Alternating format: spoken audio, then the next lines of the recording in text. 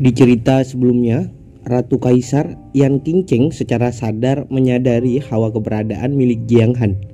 Hal itu diakibatkan Jiang Han yang berhasil menyerap kekuatan jiwa petir. Dengan bertambah kuatnya si Jiang Han, secara perlahan Yan Qingcheng juga akan dapat mengetahui di mana Jiang Han berada. Yunxi secara terang-terangan mengatakan bahwa dia menyerahkan diri sepenuhnya pada Jiang Han. Begitu juga dengan Xiao yang menyadari kebaikan dari Jiang Han dan melihat sosok pemimpin pada diri Jiang Han. Dengan begitu, Xiao akan mengikuti Jiang Han ke depannya. Tanpa diduga, sosok jiwa Ruxue muncul di hadapan Yunxi.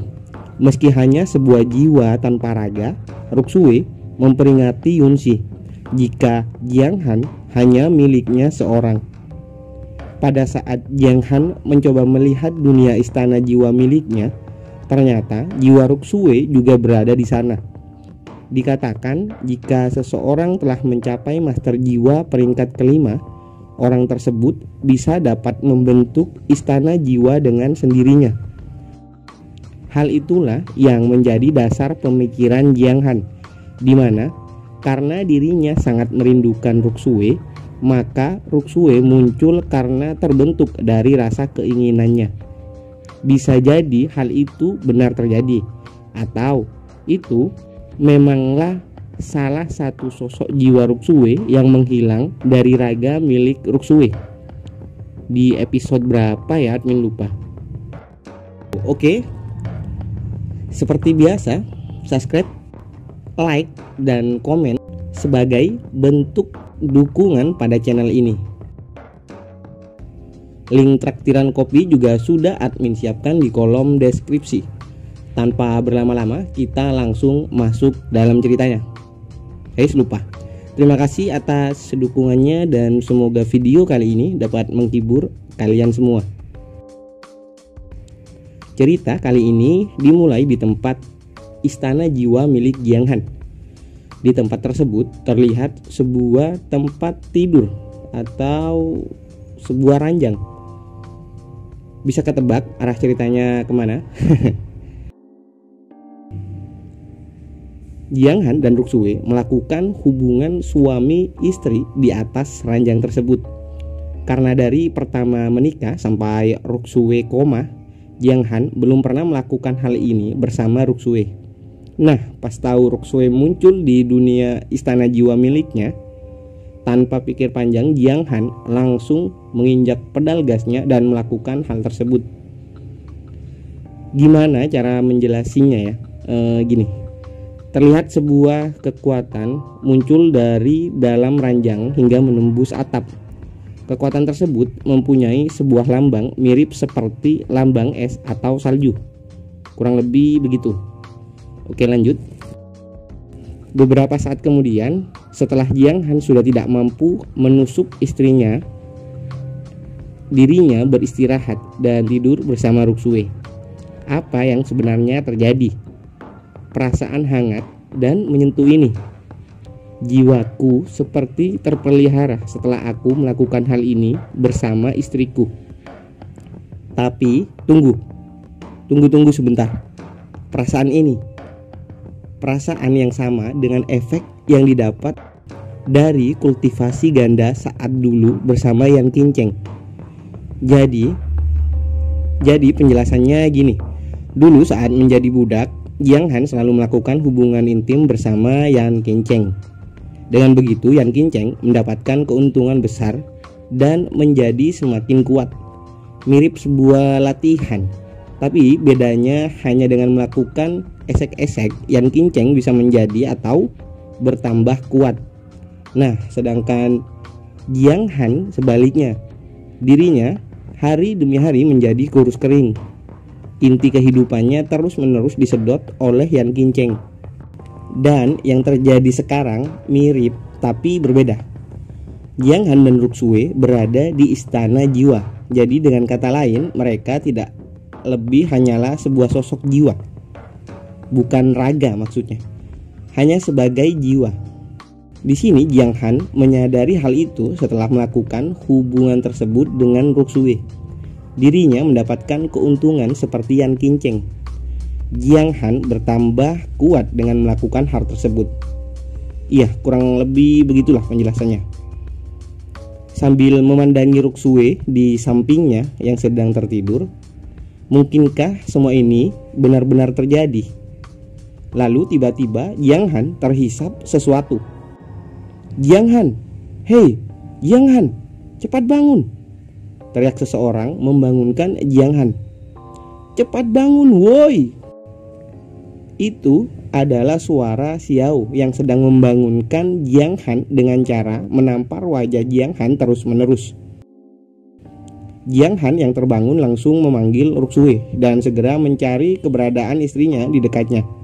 Setelah sadar dan bisa berpikir jernih, Jiang Han langsung menjadi marah dan berbalik memukul Xiao yang dianggapnya telah mengganggu kebersamaan Jiang Han bersama Ruksue. Dan hasilnya kedua wajah milik mereka babak belur. Dijelaskan jika Jiang Han sebelumnya belumlah bangun dan formasi di tempat kolam suci akan segera tertutup. Lingxi sudah mencoba membangunkan Jiang Han berkali-kali namun gagal, dan Xiao tadi hanya membantu Lingxi untuk segera membangunkan Jiang Han. Sial, aku terlalu bersemangat hingga lupa memperhatikan waktu, gumam Jiang Han dalam hati. Lalu Jiang Han segera berterima kasih pada Xiao yang telah memberikan Xuan Bing dari keluarga Leng. Jiang Han berjanji akan melindungi Xiao mulai dari sekarang. Tunggu dulu. Pada saat itu, kristal es yang berada dalam istana jiwaku, apakah itu juga Seng Sui Xuan Bing milik Ruksue? Apa dia benar-benar istriku Ruksue? Sial, ini sangat membingungkanku. Kemudian di tempat lain terjadi sebuah penyergapan. Itu adalah Yunxi yang telah disergap oleh beberapa orang. Kini dirinya telah terikat tali dan tidak bisa berbuat apa-apa. Ternyata itu semua dilakukan oleh Yu Chan. Dengan sebuah arai yang sudah dipersiapkan sebelumnya, Yu Chan berniat menangkap Yunxi. Arai tersebut dapat menyegel kekuatan jiwa milik Yunxi, dan itulah penyebabnya kenapa Yunxi tidak dapat melakukan perlawanan. Dijelaskan oleh Yu Chan jika formasi tersebut sangatlah mahal. Yu Chan mempersiapkannya khusus untuk membunuh Jiang Han. Tetapi karena Yunxi lah yang keluar terlebih dahulu, maka mau tidak mau Yu Chan juga menangkap Yunxi. Kejadian tersebut ternyata sudah diketahui oleh Jiang Han. Jiang Han dan yang lain sedang memperhatikan dari jarak yang cukup jauh. Di sini Jiang Han mengenakan setelan pakaian milik keluarga Yun. Dia mendapatkannya dari dalam cincin penyimpanan keluarga Yun yang telah mati sebelumnya. Jiang Han juga menjelaskan tentang formasi atau arai pengunci jiwa pada Xiao dan Lingxi. Xiao berpikir karena keluarga Yu telah menguasai kota Tianyuan begitu lama, dirinya takut jika semua teman-temannya termasuk Jiang Han tidak akan lolos dari formasi tersebut, kecuali orang yang sudah berada di ranah Sain, satu tingkat di atas ranah Wuhou. Di sisi lain, Yu Chan terus memaksa Yunxi untuk melakukan hal yang sama seperti yang telah dilakukan Yunxi bersama Jiang Han. Akan tetapi Yunxi segera menolak hal itu. Hah? Jadi kau tidak mau melakukannya denganku ya? Kalau begitu serahkan kepala milik Jiang Han kepadaku. Kau harusnya sudah membunuh Jiang Han bersama anggotamu kan? Ujar Yu Chan yang belum tahu apa yang telah terjadi sebenarnya di dalam kolam kuno. Tiba-tiba seseorang datang. Apa kau sedang membicarakan tentang kepala orang ini? Kali ini Jiang Han memanfaatkan perubahan rambutnya untuk menyamar menjadi orang lain dan membawa kepalanya sendiri. Bukan, gak gitu. Dan membawa sesuatu yang sudah dipersiapkan hingga mirip dan menyerupai kepalanya sendiri. Yu Chan segera menoleh pada Jiang Han yang telah menyamar. Kau adalah di tempat lain? Oh tidak, dia akan ketahuan. Sudah aku bilang sebelumnya, jika hanya dengan mengganti pakaian dan warna rambut, dirinya pasti dapat dengan mudah diketahui, ujar Xiao panik. Namun Lingxi langsung menahan Xiao yang ingin keluar dari tempat persembunyiannya. Jadi kau siapa? Ujar Yu Chan dengan polos. Apa? Dia tidak mengenalinya. Imbuh Xiao terkejut sambil mengangkat kepala yang mirip dengan dirinya. Aku adalah Yun Pan. Diriku anggota dari keluarga Yun. Aku ingin menggunakan kepala Jiang Han untuk bernegosiasi dengan tuan kota Yu Chan, ujar Jiang Han sembari menyanjung Yu Chan dengan sebutan penguasa kota. Seharusnya kau melakukan hal yang sama seperti anggotamu itu, sehingga aku tidak perlu repot-repot lagi.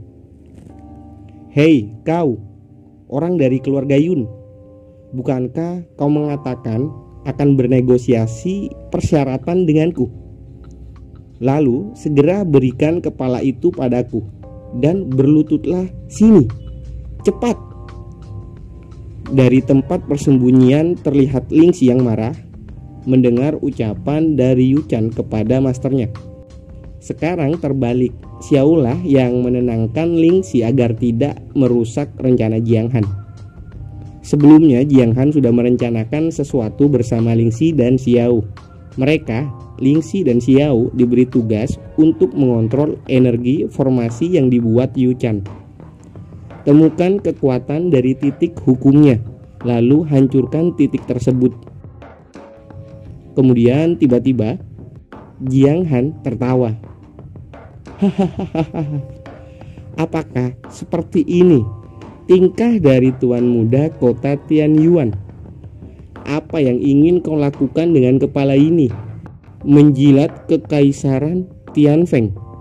Kau lebih mirip seperti anjing penjilat daripada tuan muda. Diam kau, teriak Yu Chan sembari melesat menyerang. Jadi kau adalah Wu Hou tahap keempat, jawab Jiang Han yang juga telah bersiap dengan pedangnya. Dengan kontrol halusnya terhadap benda, Jiang Han mengontrol beberapa pedang dan pisau untuk menyerang Yu Chan. Akan tetapi serangan Jiang Han masih dapat dihindari oleh Yu Chan. Di sisi lain, Lingxi dan Xiao memanfaatkan kejadian tersebut untuk menyelinap di antara anak buah Yu Chan. Xiao mengamankan beberapa prajurit, sedangkan Lingxi bertugas mencari titik formasi. Lalu dengan begitu Lingxi menemukan titik yang dimaksud. Hal tersebut bersamaan dengan Yu Chan yang juga telah berhasil merebut kepala Jiang Han palsu dari Jiang Han yang menyamar. Setelah Xiao memastikan kehancuran titik dari formasi milik Yu Chan, dirinya segera mengirimkan sebuah sinyal kepada Jiang Han. Apakah kau sudah selesai dengan omong kosongmu? Kemudian terjadi sebuah ledakan sesaat setelah titik dari formasi hancur. Dengan cepat, Jiang Han menjadi lebih serius. Lalu serangannya pun mampu memukul mundur Yu Chan. Tanpa diduga, ayah Yu Chan muncul dan melindungi Yu Chan. Apa yang kau lakukan dengan memprovokasi keluarga Yun? Ujar ayahnya. Aku telah memperingatkanmu untuk tidak membuat masalah dengan mereka. Ayah, untung saja kau datang tepat waktu. Orang itu tiba-tiba menjadi aneh. Aku lega saat kau datang. Ayahnya berteriak menyuruh Yu Chan untuk tidak bergerak. Apa yang kau khawatirkan, ayah? Kau lihat kepala ini bukan? Aku telah berhasil mendapatkan kepala Jiang Han. Tiba-tiba serangan cepat mengenai dan melukai bahu milik ayah Yu Chan. Melihat serangannya hanya mampu membuat luka kecil, Jiang Han menyadari jika ayah Yu Chan sangatlah kuat. Untuk sementara kedepannya, admin akan sebut ayah Yu Chan dengan namanya saja ya, agar tidak ribet. Diketahui jika ayah Yu Chan bernama Yu Shao. Yunxi yang mendapati Yu Shao kini juga ikut ambil di dalam pertarungan, memutuskan untuk mengganti rencana dengan cara mundur dan kabur terlebih dahulu. Dia tahu betul jika Yu Shao bukanlah orang yang mampu Jiang Han hadapi. Akan tetapi seperti biasanya, Jiang Han hanya tersenyum. Dia mengatakan akan membuat kekacauan yang lebih besar karena sudah tidak ada cara untuk pergi dengan santai dari tempat tersebut. Yu Chan mencoba memperingati ayahnya pada serangan Jiang Han dari arah belakang. Akan tetapi usahanya sia-sia. Ayahnya terlambat merespon dan membuat pisau yang dikendalikan oleh Jiang Han menancap di punggungnya. Sial, tanpa diduga, keluarga Yun telah menyembunyikan seorang master jiwa yang sangat berbakat. Hei kau, kelihatannya kau tidak berencana untuk membiarkan anakku pergi dengan mudah. Lalu sambil tersenyum, Jiang Han melesat untuk menyerang. Ketahuilah anakmu telah mengatur dan mempersiapkan penyergapan untuk membunuh Nona Yun kami yang berharga. Tentu saja itu ada harganya. Kau harusnya hati-hati idiot bodoh, ujar Yunxi yang khawatir pada Jiang Han. Dan yang membuat Yunxi terkejut adalah Yu Shao ternyata mampu menahan kekuatan jiwa sebelumnya. Dengan begitu, Yu Shao kini memfokuskan diri pada serangan Jiang Han dari arah depan. Apakah kau berbeda dari Wuho tahap 7 biasa? Kau ternyata belum mengeluarkan kekuatanmu yang sesungguhnya. Suan Wudun, teriak Yu Shao. Seketika sebuah armor berwarna emas menyelimuti tubuhnya dan membentuk semacam barir.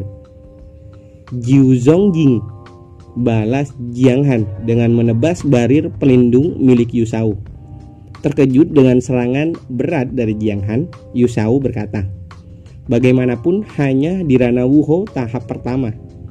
Tetapi bagaimana bisa dia memiliki bakat seperti itu untuk jiwa dan seni bela dirinya?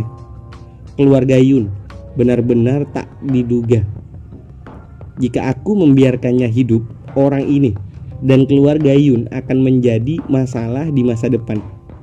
Aku akan menyingkirkan keluarga Yun yang berada di tempat ini dan akan menghilangkan bukti keterlibatan keluarga Yu kita. Dengan kepala Jiang Han yang berada di tangan anakku, hal itu akan menutupi masalah yang terjadi di tempat ini. Seperti Super Saya, Yu Shao berteriak untuk menambah kekuatannya dan mengeluarkan semua potensinya di alam Wuho tahap ke-7. Disinilah kau akan terkubur, teriak Yu Shao melesat menyerang Jiang Han. Ledakan yang cukup besar terjadi akibat hantaman dari Yu Shao. Di sisi lain, Yunxi menyadari sesuatu. Hei, itu kalau tidak salah, aku sangat yakin aku hanya bisa menggunakannya sekali selama ini. Apakah benar Jiang Han bisa menguasainya? Setelah efek ledakan menghilang, terlihat bekas hantaman Yu Shao yang ternyata tidak mengenai Jiang Han. Di sana hanya menyisakan serpihan atau bongkahan es. Kemampuan roh yang dikumpulkan dari Yang Kinceng ditambah beberapa efek khusus. Kini Jiang Han bersiap melakukan serangan dengan mengontrol banyak bongkahan es. Dan itu berhasil mengenai Yu Shao dengan telak. Itu adalah keterampilan roh legendaris yang begitu mempesona. Ekspresi terkejut kembali terlihat pada raut wajah Yunsi. Di sisi lain, Jiang Han berhasil menghunuskan pedangnya setelah melakukan serangan sebelumnya. "Tuan kota, kenapa kau melakukan hal seperti ini? Jelas aku memiliki kemampuan yang lebih kuat darimu. Namun kenapa kau begitu gila demi anakmu?" Dengan tubuh dan mulut yang berlumuran darah, Yu Shao menjawab, "Aku melakukan semua ini karena diriku telah berjanji pada ibunya agar Yu Chan bisa berumur panjang." Melihat itu tepat di depan matanya, mata Yu Chan memerah. Dia berteriak memanggil ayahnya. "Ayah, bunuh dia! Apa yang sedang kau lakukan? Kau belum bisa memberiku status apapun. Bahkan kau tidak mampu membunuh bawahan keluarga Yun. Kenapa aku bisa mempunyai ayah yang tidak berguna sepertimu?" Mendengar kenyataan tersebut keluar dari mulut anaknya, Yu Shao tampak terpukul. Sambil menahan rasa sakitnya, ekspresinya tampak sedih. "Sungguh, apakah itu hasil dari kerja kerasmu mendidik anak selama ini? Diam kau. Dia hanya seorang anak kecil. Dia terpancing oleh provokasimu dan menjadi sedikit tak terkendali." Dengan sisa-sisa kekuatannya, Yu Shao membenturkan kepalanya pada Jiang Han dan berkata, "Kaulah orang yang telah membuatnya menjadi seperti ini." "Bagus ayah, kau berhasil," ujar Yu Chan senang.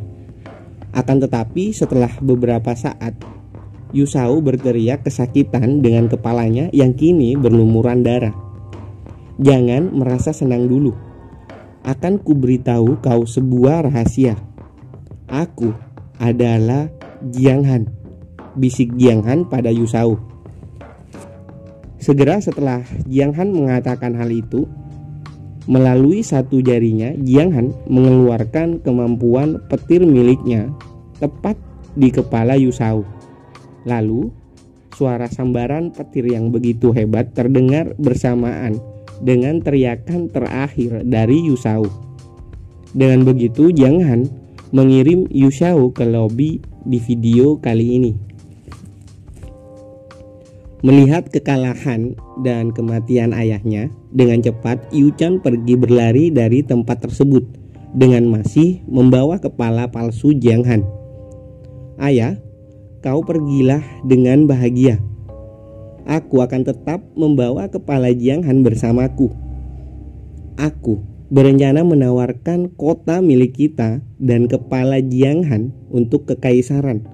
Dengan begitu, kekaisaran akan memperlakukanku dengan spesial." Kemudian cerita berlanjut di kota Tianyuan setelah pembunuhan tuan kota Tianyuan. Masih di hari yang sama, seorang prajurit berlari dan berteriak pada rekan-rekannya, "Hoi, cepat tutup gerbang kota. Tutup gerbangnya. Ini perintah dari penguasa kota. Cepat. Tidak ada yang diizinkan keluar atau memasuki kota. Cepat tutup gerbang kota dan buat formasi pertahanan yang kuat."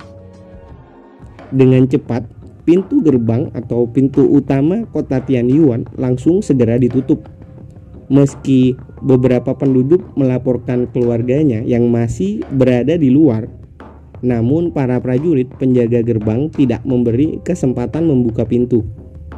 Sedangkan kenyataan yang terjadi adalah Jiang Han beserta kelompoknya sudah berada di luar pintu kota Tianyuan. Mereka berhasil keluar terlebih dahulu sebelum berita penutupan gerbang kota turun. Yunsi menanyakan reaksi Yu Chan yang terlalu lambat mengambil keputusan setelah berhasil kabur dari pertarungan sebelumnya.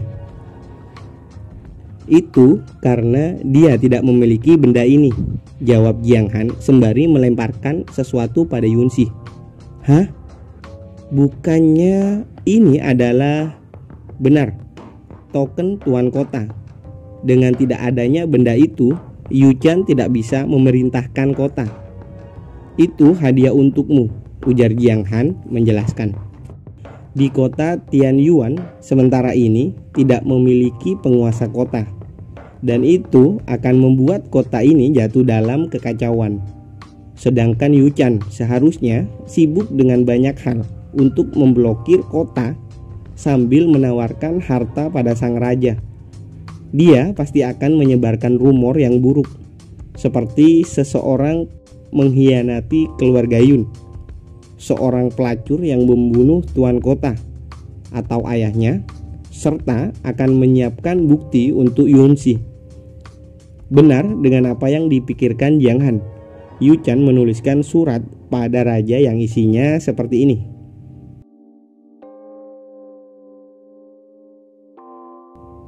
Kemudian Yuchan segera memberikan surat pada prajuritnya untuk segera dikirim pada raja. Sekarang dengan token penguasa di tanganmu, kau bisa memilih untuk memanfaatkan kekacauan di kota Tianyuan dan melakukan sesuatu. Adapun cara melakukannya, aku tidak perlu mengajarimu apa yang harus dilakukan. Dengan rencana sesempurna tersebut, Yunxi akhirnya bersedia melakukannya dan dirinya berterima kasih pada Jiang Han. Oh iya, satu hal lagi, aku lupa memberitahukannya padamu. Pemilik token sebelumnya ternyata telah menyembunyikan token itu di dalam celananya. Jadi jangan lupa untuk mencucinya terlebih dahulu. Lalu, kenapa kau tidak mengatakannya lebih awal? Teriak Yunxi. Sambil berjalan menjauh, ekspresi aneh muncul di wajah Jiang Han. Selama Yuchan menyebarkan berita tentang kematianku, akan ada lagi pembunuh yang akan menggangguku. Hal selanjutnya, biarkan Yunxi yang memikirkannya hingga pusing. Pertama-tama, aku harus menemukan tempat untuk bisa memastikan apakah yang berada di istana jiwaku adalah jiwa istriku. Jika benar, maka aku akan hahaha. Yang lain pun hanya bisa terheran-heran melihat tingkah aneh Jiang Han. Oke, sampai di sini dulu. Semoga kalian terhibur dan see you.